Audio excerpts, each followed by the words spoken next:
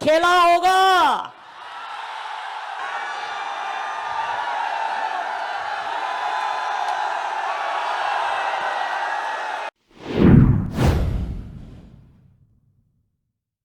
नमस्कार दोस्तों, तो सिर्फ एक चरण का मतदान रह गया है और आज सही मायने में दोस्तों समाजवादी पार्टी का शक्ति प्रदर्शन दिखाई दिया, क्योंकि उसी एक मंच पर न सिर्फ अखिलेश यादव मौजूद थे बल्कि जयंत चौधरी, ओम प्रकाश राजभर, शिवपाल यादव और तमाम जो पार्टी के एक एक दिग्गज नेता थे वो मौजूद थे। और सबसे बड़ी बात, ममता बनर्जी वहां मौजूद थीं।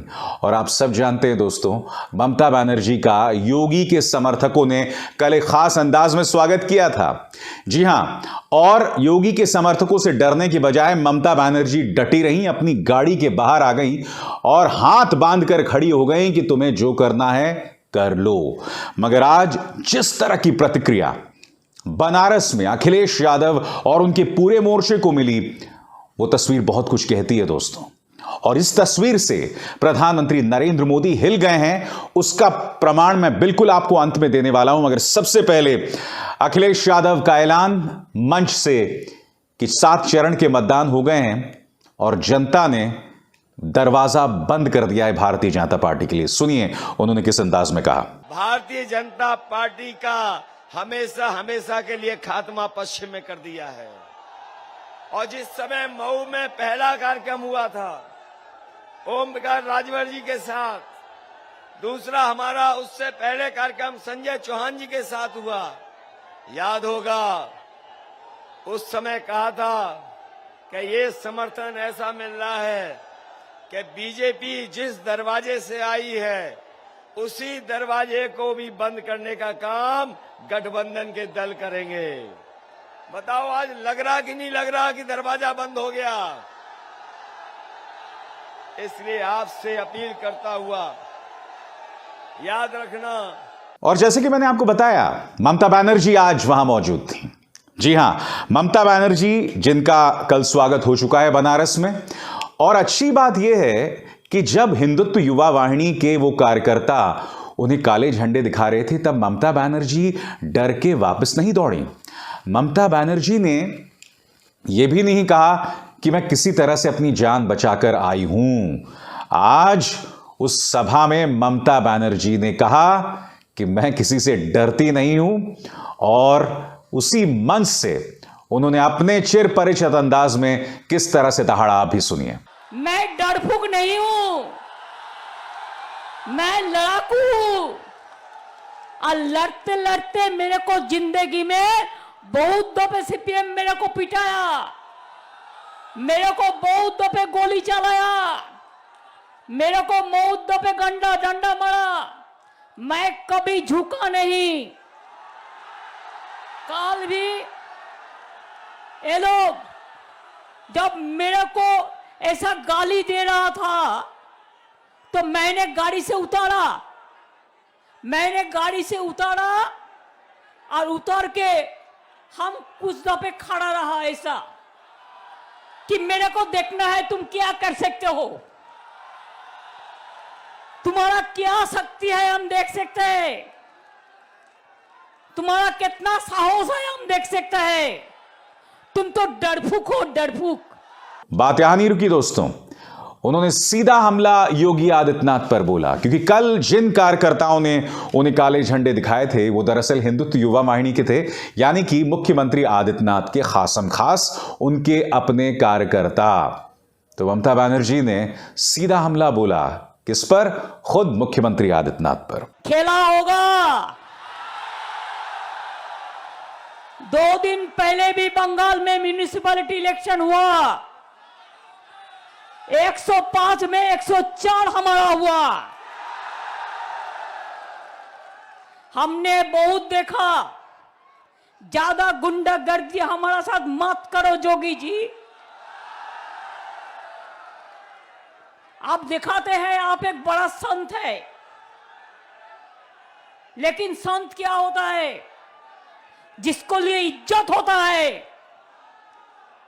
आप तो संत नहीं है, आप संत को असम्मान कर रहा है, अपमान कर रहे हैं। दोस्तों, अखिलेश यादव ने क्या कहा मैं कुछ देर बाद बताऊंगा, मगर मैं आपको बतलाना चाहूंगा कि वहीं से कुछ ही दूरी पर प्रधानमंत्री नरेंद्र मोदी और मुख्यमंत्री आदित्यनाथ भी रैली कर रहे थे। फर्क यह था, जिस तरह से अखिलेश यादव, ममता बनर्जी, जयंत चौधरी, शिवपाल यादव, ओम प्रकाश राजभर, इनकी इस संयुक्त रैली में भीड़ में जिस तरह की ऊर्जा, जिस तरह का करंट था ना, वो प्रधानमंत्री नरेंद्र मोदी की रैली में पूरी तरह से नदारद था। अब मैं आपको प्रमाण देने वाला हूं कि प्रधानमंत्री क्यों चिंतित हैं। आपको मैं सुनवाना चाहूंगा कि प्रधानमंत्री ने पहली नहीं, दूसरी नहीं, तीसरी बार कहा है अपने कार्यकर्ताओं को कि आप घर घर जाकर मेरा संदेश पहुंचाइए। कहने को यह सामान्य राजनीतिक संदेश हो सकता है, मगर प्रधानमंत्री नरेंद्र मोदी इस बात को लेकर चिंतित है कि उनके पालतू मीडिया के प्रचार करने के बावजूद अब उन्हें जो वहां भीड़ मौजूद है उनसे कहना पड़ रहा है कि भैया अभी भी तुम घरों पे जाओ, जबकि उन घरों में इनके पालतू मीडिया के न्यूज चैनल्स जो हैं वो दिखाए जाते हैं। फिर भी प्रधानमंत्री को यह कहना पड़ रहा है। सुनिए प्रधानमंत्री की चिंता। मेरा एक काम करोगे? करोगे? पक्का? माताएं बहनें मेरा काम करोगे? नौजवान करोगे? पक्का करोगे? देखिए, घर घर जाकर के हर परिवार में मेरा प्रणाम पहुंचाओगे क्या? हर घर जाकर के कहिए मोदी जी जौनपुर आए थे और खास आपको प्रणाम भेजा है। इतना करोगे? और दोस्तों, अब सबकी निगाह जो है आखिरी चरण के मतदान की तरफ है, यानी कि अब सबकी निगाहें बनारस की तरफ हो जाएंगी। और अखिलेश ने कहा कि अब बनारस की जनता भाजपा का रस निकालेगी। सुनिए। जो मैं माहौल देख रहा हूं, इतना ऐतिहासिक समर्थन शायद कभी नहीं मिला होगा जितना ऐतिहासिक समर्थन मिल रहा है। और याद कीजिए, ये बीजेपी के लोगों ने सपना दिखाया था कि बनारस को क्यूटो बना देंगे। ये बनारस के क्यूटो बनाने वालों ने काशी की इतनी तोड़फोड़ कर दी है, इतनी तोड़फोड़ कर दी है कि इस बार बनारस के लोग भारतीय जनता पार्टी के झूठ का रस निकालने का काम करेंगे। बनारस में एक्शन जो है ना दोस्तों, वो बहुत जबरदस्त होने वाला है और मैं आपको क्यों बताता हूं। पिछली बार 2017 में बनारस इसी तरह से सजा था और उस वक्त यूपी के लड़के यानी कि राहुल गांधी और अखिलेश यादव बिल्कुल इसी तरह से रोड शो कर रहे थे। आज वो एक साथ नहीं है। इस बार अखिलेश यादव के साथ तमाम जो जातियों के नेता हैं जो उनकी ताकत को मजबूत कर रहे हैं, जयंत चौधरी हैं, और अगर अखिलेश यादव चुनाव जीते तो जयंत चौधरी उनके डेप्यूटी भी हो सकते हैं। तो अब पूरा फोकस जो है वो बनारस की तरफ शिफ्ट हो रहा है और यही वजह है कि अखिलेश कह रहे हैं कि अब बनारस जो है वो भाजपा का रस निकालेगी। और वो बार बार जनता से यही कह रहे थे कि तुम भूल तो नहीं जाओगे कि भाजपा ने पिछले 5 सालों में तुम पर क्या सितम किया। सुनिए। बताओ, पैदल पैदल मजदूर चले थे, वो भूल तो नहीं जाओगे? महंगाई तो नहीं भूल जाओगे? और 5 साल हमारे नौजवान रोजगार और नौकरी के लिए इंतजार करते रहे, ये बीजेपी को तो नहीं भूल जाओगे? इन्हें साफ करोगे? ये डीजल पेट्रोल महंगा कर दिया कि नहीं कर दिया? और ये अगर इस बार आ गए, अभी तो 100 रुपए में बेच रहे हैं पेट्रोल, अगर कहीं दोबारा आ गए तो 200 रुपए में पेट्रोल बेचेंगे। इसलिए सावधान हो कि नहीं सावधान हो? दोस्तों, मैं आपको यह भी बतलाना चाहूंगा कि सबके जहन में यही सवाल है कि आखिर ममता बनर्जी के अखिलेश यादव के राजनीतिक मंच पर रहने से अखिलेश यादव को क्या फायदा है और ममता बनर्जी को क्या फायदा है। तो मैं आपको बतलाना चाहता हूं दोस्तों, यह बात तय हो गई है कि ममता बनर्जी राजनीतिक और राष्ट्रीय महत्वाकांक्षाएं रखना चाहती हैं, यानी कि वो इस बात के संकेत बार बार दे रही हैं कि 2024 में वो प्रधानमंत्री नरेंद्र मोदी को सीधी चुनौती बनारस से देने वाली हैं। यह बात तय है। इसलिए उनकी अखिलेश यादव से मैत्री जो है वो लगातार बढ़ रही है। आज जब वो लगातार सभा में बोल रही थी तब वो बार बार इस बात पर जोर दे रही थी कि किस तरह से पश्चिम बंगाल ने जो है उत्तर प्रदेश को गले लगाया है। बतौर मुख्यमंत्री उन्होंने उत्तर प्रदेश की जनता की कितनी सेवा की है, वो बार बार इस बात का जिक्र कर रही थी। वो ये भी कह रही थी कि कल जिस तरह से मुझे हिंदुत्व युवा वाहिनी के कार्यकर्ताओं ने रोका, क्या मुझे हक नहीं है बनारस में आके चुनाव प्रचार करने का। वो बार बार इसे एक इमोशनल मुद्दा बना रही थी। यानी कि एक बात तय है, अखिलेश यादव का दामन थामना यानी कि राष्ट्रीय महत्वाकांक्षा है। मगर आप भी जानते हैं कि राजनीति में कोई भी जो मोहब्बत होती है वो एक तरफा नहीं होती है।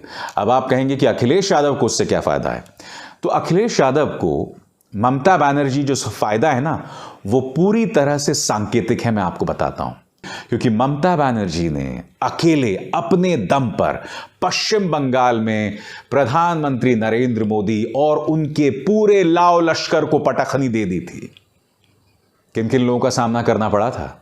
प्रधानमंत्री का करिश्मा, उनके तमाम सांसद, उनके मंत्री, उनके गृह मंत्री, और उसके ऊपर उनकी मीडिया जो गली गली प्रचार करने लग गई थी भाजपा की।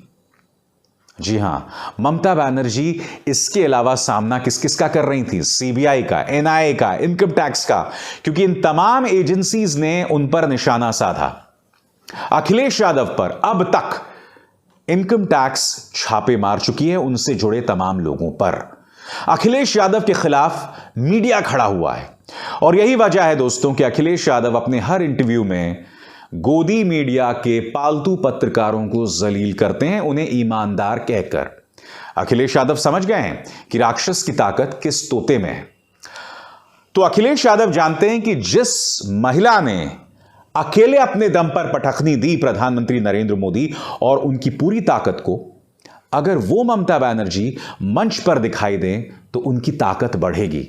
ये एक संदेश देगा प्रदेश की जनता को सांकेतिक तौर पर। और मैं आपको बताता हूं, मैं जब यह कार्यक्रम समाजवादी पार्टी के YouTube हैंडल पर देख रहा था तो मैं देख रहा था कि करीब 25,000 लोग इस कार्यक्रम को देख रहे थे जब अखिलेश यादव लाइव थे। मगर जैसे ही ममता बनर्जी आती हैं दोस्तों, 25,000 से करीब 27,000 लोग उसे देखना शुरू कर देते हैं। यानी कि और लोग जुड़ जाते हैं ममता बनर्जी को लेकर। ममता बनर्जी को लेकर इस वक्त उत्तर प्रदेश की जनता में और खासकर उन लोगों में उत्सुकता है जो बीजेपी को हराना चाहते हैं। इसलिए ममता बनर्जी उस मंच पर क्यों दिखाई दे रही हैं, अखिलेश यादव को उनसे क्या फायदा है, इस बात से स्पष्ट हो जाता है। तो सिर्फ एक चरण का मतदान दोस्तों। अब तक यह तय हो चुका है इन 6 चरणों में कि कौन सरकार बना रहा है, और यह जवाब किसके पास है? बताइए किसके पास है? नहीं साहब, ईवीएम के पास नहीं, यह जवाब आपके पास है। नमस्कार।